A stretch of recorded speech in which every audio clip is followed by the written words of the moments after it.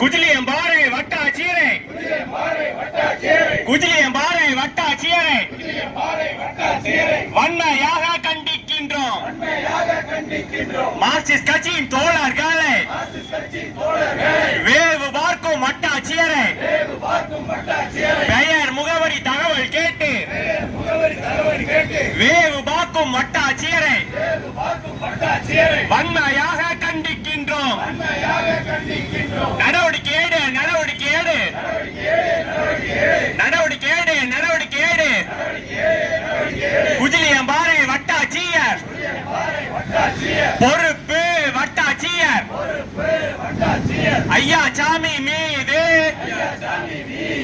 நடவடிக்கை எடு, நடவடிக்கை எடு.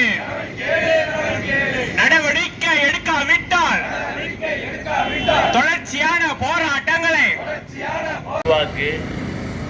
பாஜகவினுடைய அதிகாரம் தமிழகத்திலே உருவாகிவிடக் கூடாது என்பதை தடுப்பதற்காக தவேக அரசுக்கு மார்க்சிஸ்ட் கம்யூனிஸ்ட் கட்சி இந்த ஆதரவை தருகிறது.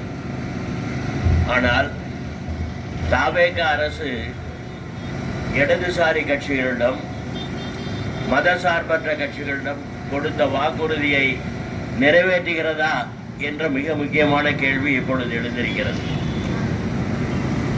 காரணம், சமீப காலமாக நடைபெற்று வரக்கூடிய சில நடவடிக்கைகள். குறிப்பாக சொல்ல போனால் இங்கே நிறைய தோழர்கள் பேசியிருக்கிறார்கள். அதாவது உயர்கல்வித்துறை ஆணையர்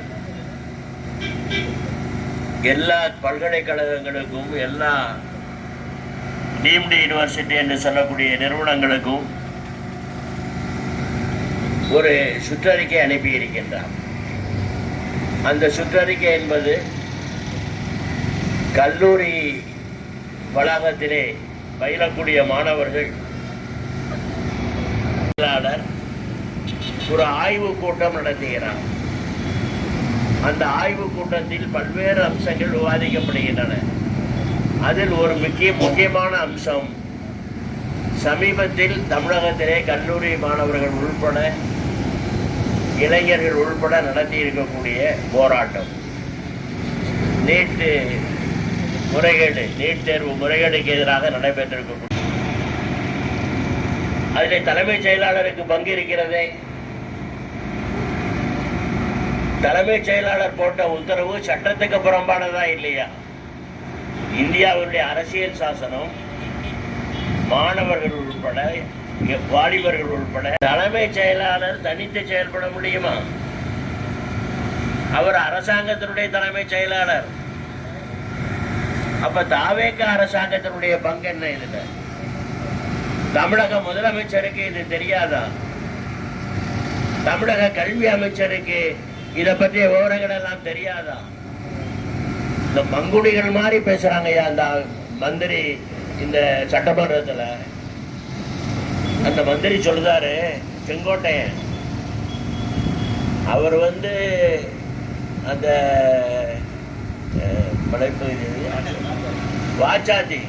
வாச்சாத்திலேயே அவர் சொல்லாத பொய்யே கிடையாது.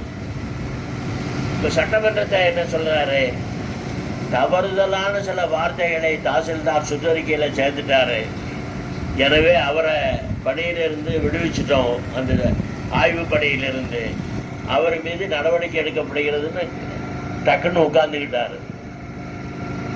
இந்த செங்கோட்டையனுடைய இந்த பொய்யான வாதத்தை மார்க்சிஸ்ட் கட்சி ஏற்றுக்கொள்ளவில்லை. அப்ப செங்கோட்டையனுக்கு தெரிஞ்சிருக்கு. உயர்கல்வித்துறை அமைச்சர் விஸ்வநாதன், பள்ளிக்கல்வித்துறை அமைச்சர் உயர்கல்வி விஸ்வநாதன், அவருக்கு தெரிஞ்சிருக்கு, தலைமைச் செயலாளருக்கு தெரிஞ்சிருக்கு. இவங்களுக்கெல்லாம் தெரிஞ்சிருந்தா முதலமைச்சருக்கு தெரியாம இருக்காது. அப்போ மாணவர்களுடைய இளைஞர்களுடைய ஜனநாயக உரிமைகளை பறிப்பதற்கான ஒரு ஏற்பாடு மார்க்சிஸ்ட் கம்யூனிஸ்ட் கட்சி வேடிக்கை பார்க்குமான்னு நான் கேட்கிறேன். டெல்லியில மாணவர்கள் இளைஞர்கள் காவல்துறை அது என்னையா கையில தடை கொடுத்தா கொஞ்சம் கட்டுப்பாடா இருன்னு அதுக்கு அர்த்தம்.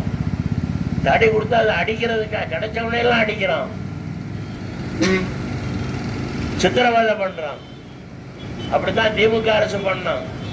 எந்த போராட்டத்தையும் ஒழுங்கா நடத்த விடுறதில்லை. அங்க சாம்சங் தொழிலாளிகள் போராடிய போது மிக கொடூரமான அடக்குமுறை. முன்னணி தொழிலாளிகளை கைது செய்து காவல் நிலையத்தில் சித்திரவதை. மாற்றுத்திறனாளிகள் போராடினா அந்த போராட்டத்தின் மீது கடுமையான தாக்குதல். அதனுடைய பொதுச் செயலாளர் ஜான்சி ராணி, அவங்க ஊனமானவங்க, மாற்றுத்திறனாளி, அவங்கள அப்படியே தூக்கி உயரமா தூக்கி பொத்துன்னு கீழே போட்டான். எவ்வளவு அயோக்கியத்தனம்! மார்க்சிஸ்ட் கம்யூனிஸ்ட் கட்சி வன்மையாக கண்டித்தது. ஆனா பாஜக வந்துடக்கூடாதுங்கிறதுக்காக நாங்க திமுக அரசாங்கத்தின் நடவடிக்கையிலேயே கண்டிச்சு அந்த திமுகவுக்கு ஒத்துழைப்பு கொடுத்துக்கிட்டே இருந்தோம். நாங்க பாஜகவுக்கு எதிராக திமுகவுக்கு ஒத்துழைப்பு கொடுக்கலாம். ஆனா மக்களுக்கு இதெல்லாம் தெரியுமா? மொத்தமா கணக்கு தீர்த்துட்டானுங்க. திமுக ஆட்சியில இருந்து தூக்கி வீசிட்டானுங்க. யோசிக்கையா திமுக காரன், யோசி எதுக்காக இது நடந்தது? காவல்துறை கொள்கை, ஜனநாயகத்துக்கு புறம்பாக செயல்பட்ட காவல்துறை, அத்துமீறி சாதாரண மக்களை, போராடிய மக்களை தாக்கிய காவல்துறை. அது மட்டுமல்ல, நீ கடைபிடிக்கக்கூடிய பொருளாதார கொள்கை.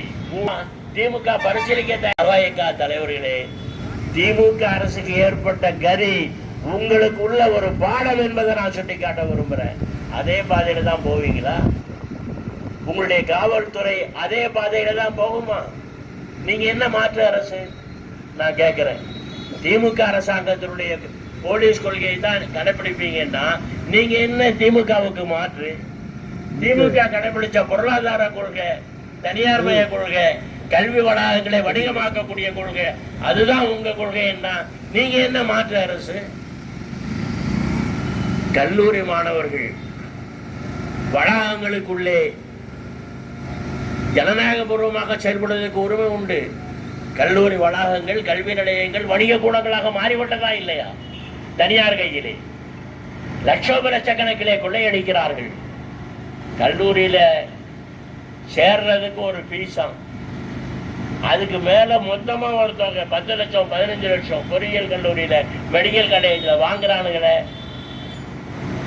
அதெல்லாம் தடுக்க வேண்டாமா? அதெல்லாம் மாணவர்கள் வேடிக்கை பார்ப்பார்களா?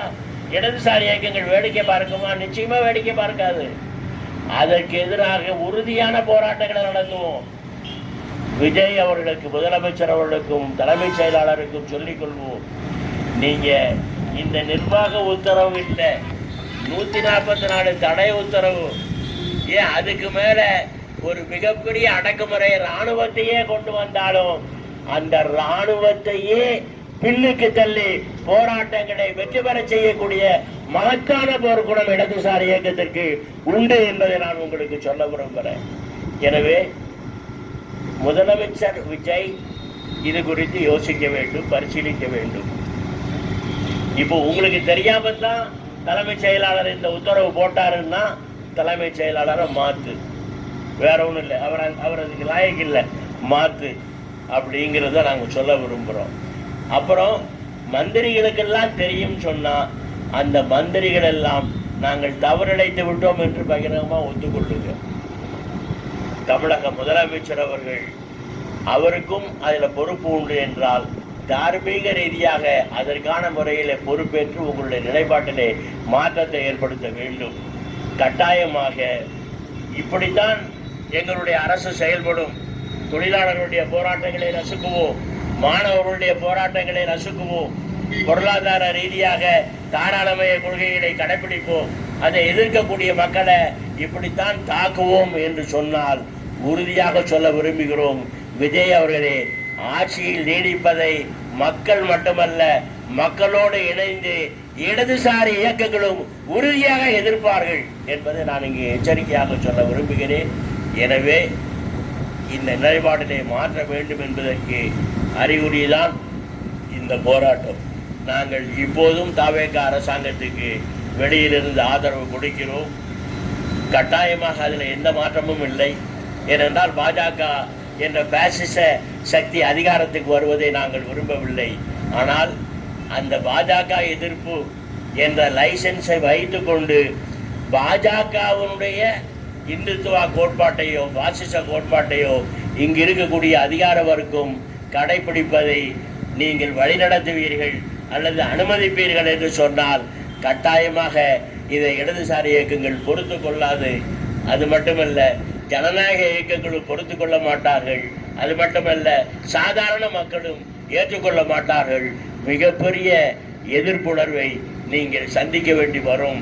அதற்கு இடம் தராதீர்கள் என்ற முறையிலே கேட்டுக்கொண்டு, இப்போது நாம் வைத்திருக்கக்கூடிய அந்த கோரிக்கை தலைமைச் செயலாளரை நீக்க வேண்டும் என்ற முறையில் அந்த கோரிக்கையை நீங்கள் உடனடியாக நிறைவேற்றுங்கள். நிறைவேற்றாவிட்டால் இந்த குறிப்பிட்ட பிரச்சனையில எங்களுடைய போராட்டம் தொடரும், தீவிரமடையும், வெற்றி அடையும் வரை விடமாட்டோம் என்ற முறையிலே உறுதி கூறி